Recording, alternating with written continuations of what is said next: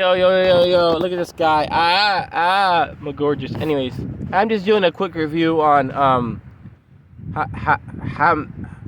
Hamed Sunim's The Things You Can Only See When You Slow Down. Me being in a park, obviously barefoot in the spot, just relaxing. I would say, and I said that I was walking, but I got tired. But anyways, it's like this book is like it's like a self-help book in my personal opinion. No, this is my general opinion. Like, even if you're not religious, obviously don't go out here stoning gay people and such like that. But I believe, like, I am a Christian, obviously a follower, believer of Christ, and I think you should just have a relationship with Jesus Christ, love and be happy, and don't, condemn people, don't hate people, and don't, think you're better than somebody else. Be very as open-minded as you can and stick to the source, which people don't do. But anyways, that's kind of a long way to say, like, I think that the best self-help book out there is the Bible. I don't want to hear nothing. Because just, even if you're not religious, even if you're an atheist, there's just a lot of good stories and a lot of good sound thinking and philosophy and process and ideas that really, and if you're really open-minded with it, obviously God will change your heart and change you. But, like, even regardless of that, there's so much good context and information in the Bible.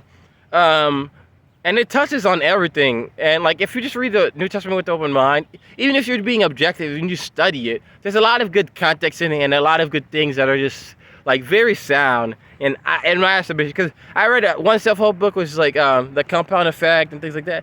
And, like, I read the summaries of, like, Rich Dad Poor Dad. All this stuff is all kind of, like, it's good to a certain extent, but it's all kind of vain. There's nothing you're, like, holding yourself accountable. And even if you don't believe in the Bible, obviously, if you could just believe in yourself, and I believe that there's Father, Spirit, Son, there's the Holy Spirit inside of you, but if you could just believe in yourself and have a foundation of something and let that kind of guide you, that's the best way. Me as a life coach, like, that's the best way to really get through life and to enjoy it, is to hone in on yourself and your identity, on life itself, and make the best out of best situation, and to be able to dig and to do things that are wise and smart, and to build things that are, like, with structure and meaning and purpose. It's kind of long-winded. I'm religious and I need to say my piece, but I do think, just objectively speaking, because I did leave my faith twice. Well, I did leave my faith twice, and I was like, I'm not a Christian twice, but I came back twice. Because I always say you have to be open-minded. You have to be willing to understand as much perspective as you can. But, like, will I ever chain a child to my bedpost, or stone someone for being who they are? No. I completely stand against any religion or anything that stands against that stuff.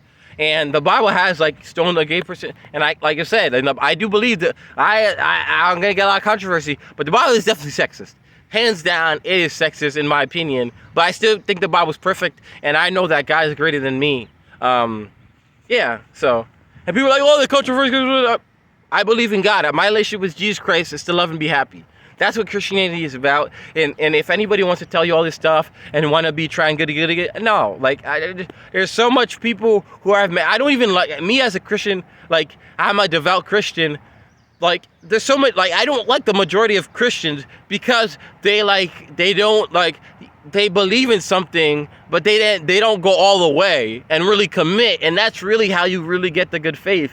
So I don't like those people because they only go, it's a half measure, like, faith. And I can't, a lot of people, religions have this, where it's like a half measure, where you got to go all the way. And like I say, you have to commit. You have to go to one side or the other. You have to do what you got to do, but you have to commit.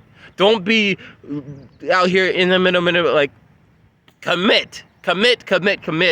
And I can't, and, like, you can't really live life in so you have to commit, and, like, you have to have concrete identity in yourself and something. You have to believe. And people say, oh, you have to believe, you can believe in nothing. That's still a belief. Believing in the universe is still a belief. You can't go through life, in my opinion, without believing, because it doesn't work. You, like, what are you gonna, like, especially when talking about motivation, you gotta dig deep and find something, and that's what keeps you going. That's what keeps you ironclad, and to not have that is very difficult. Anyways, as I continue to Haemin Sunim's, or you can see only when you slow down. And I honestly, I think the Bible is the best stuff, but this book is really, really good. And I do yoga. Like I've done yoga. I love yoga. Yoga is great. I can't ever do it now because of my health situation, but I'm trying to get back into it. Yoga is outstanding, but just being able to, like, mindfulness, meditation, everything that's cliche and people say, it's real. It's real. If you're successful, if you're happy, if you have joy, this stuff is real because it actually works. You're never going to get judged by anybody less than you. There's so much negativity and there's so much jealousy and things like that. Like, especially me personally, as a, like, kind of a testimony going through my life. When you go the extreme, and when you really work on yourself and you grow and you try to help people and you do all these things, people come out the woodworks to really find out who people are. Me as a life coach, being able to help people and motivate people and inspire people and have them guide them on a self journey tour of themselves, and then call like 10% of my job, even though I'm not getting paid, is calling out the bullshit, the BS, the bullshit, the horse shit, and people that they want to. Doing that, over time, man, people start to get scared of you. They start to avoid you because you're true. When you're real, the real ones stick, and the fake people disappear. They get out their life, or there's abrasive. There's so much abrasive. Like, if you're doing your stuff, people are just not gonna like you because they're jealous and they're hating on you. And those people, they'll judge you. It's like you're never gonna get judged by somebody at their level. There's no professional athlete that's gonna say, "Oh, this guy sucks." No. Even if you're in the bench squad, even if you're on the bench squad, it's there's so much amount of talent and hard work that's put in. It's like game recognizes game. There's respect for somebody who is respect for other hard workers and other people who put craft and love and care and passion into this stuff. Anyways, as I'm talking about Haemin Summons, the art of you can slow down. This book is just so. It's very reminiscent of the Bible, and he just talks about how he did study the Bible, but it's its own thing where he really just talks about, good philosophy that he learned as a monk, I think a Shaolin monk, and over the world you get this constantly, all these rich sentences, these rich stories, and these like good ideas. It's a flood of these really good ideas and mantras and philosophies that he has. And I think it's only 4 hours audiobook, obviously, but this is so good. It's like if someone gets mad at you, like, you're a human, like, take that in and then like express it for 30 seconds and then just let it go. It's just, and it's throughout the whole story. That's what it is. Just all these good teachings and this philosophy, and also you're getting in the narrative and the personal autobiography of this character. And it's really just this way of thinking with all these different ways of thinking and these rebuttals and it's really, really good. And I've listened to it at least 5 or 6 times plus, and I'm gonna listen to it many more. Really, when I need to really like refocus myself, I listen to this because it is about mindful meditation, but it's also about just the way of thinking. It challenges the way you think, the way you do stuff, and that's what the Bible does, and he does this in his own version and based off of his beliefs and his belief system, and I respect that and I appreciate it, and I take all the good stuff that he has in this novel, this book, and I just take it in my life. Every single day I take it in my life, and I'm gonna listen to it. By the time I die, I'll listen to this thing 50 plus, maybe even 100 plus times, because it's that good. Then probably The Way of Kings series, The Words of Radiance series by Brandon Sanders. But like, it's so rich with information, and it's so luxurious. It's just luxury of knowledge. And there's so much things throughout the book. I only listed one, but there's just so many. It's like if someone gets if someone gets mad at you, why would you get mad at them back? Because you're wasting your energy. Like, it's a lot of things that, like, does this really make sense? This way that you're thinking now, does it really make sense? Let me propose a different idea of thinking.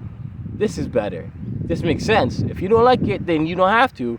But here it is. And yeah, and I can go over every little, like, all the little details of it, but it's really like, if you just listen to like probably the first 5 minutes, and you really get a feel of the texture in the flow and the luxury vibe of it, then you'll like it. But I do recommend, even if you don't like it, this is something you should power through, read, or audiobook, or listen, or whatever, because it's that good, and it really will change your philosophy. And for me, it opened my mind up even more and gave me a luxury and flow in my brain. And I'm not working as hard, and I'm appreciating this flowing grass in front of me, the sky and the clouds, you know. And I'm just appreciating not only nature itself, but life itself, and I'm valuing it. And it really highlights, in this other book by I think it's Grenville Clevey or something like that, when it's like it's another like self-help book type stuff. It's called like Positive Psychology. That one's really, really, really good. Really good. And it was, for me, transformative, because it's like my default is like, what am I setting my default in life in? My default, I'm setting my default that no matter what bad thing happens, no matter what happens, I'm going to default to being a positive thinker and moving forward. And this book, to me, is like, no matter what happens, I'm going to keep thinking, I'm going to have this luxury flowing, free-flowing, enjoying every detail of life all throughout. And it's not years into the future. It's not suffering from my past or regretting the past. It's me right here in the present, enjoying nature and talking to this camera, you know, enjoying the aspects of life and the relationships and the people I love the most in this world, and enjoying my existence while I have it. And when I die, whatever happens, happens. I believe in God, and I'll go to heaven, spend eternity with Jesus. But it's like, even like, again, if you're atheist, if you're whatever, it's like you're just appreciating life now, and you're making the best out of what you get, because we get life, you know, and just have this free-flowing, like very free-flowing luxury, open-minded and fun view of life, and taking life for what it is. And it's life. It's not death. It's not the end. It's existing and breathing and enjoying every single detail. And, you know, one spin, one shot. Enjoy it. Duh.